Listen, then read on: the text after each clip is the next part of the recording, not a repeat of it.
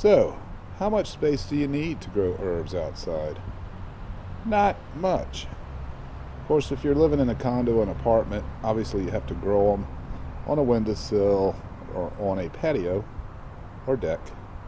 But if you have any land at all, it doesn't take much. This spot is 4 foot wide. There's 4 down there, and I'll run 3 on the left here. That's 4 by 12, 48 square foot. That is the second year rosemary. This is a third year rosemary, getting woody, but still very pungent, very good. This, at the base of the rosemary, is thyme. This is the middle of February, by the way. On the left is plain English, on the right is lemon. This is parsley going into its second year. What? Yeah. You can keep growing it. In the second year, you need to pull it, and you can use the root like you would use any other root. We will be this year behind it in that spot, putting the first year parsley in. So we rotate the parsley.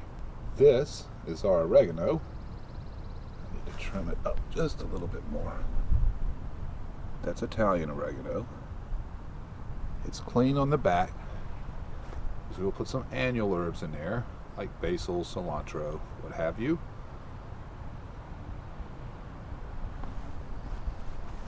And then my third 4x4, you may have noticed that I have 3 4x4s. This one's primarily empty on the back here.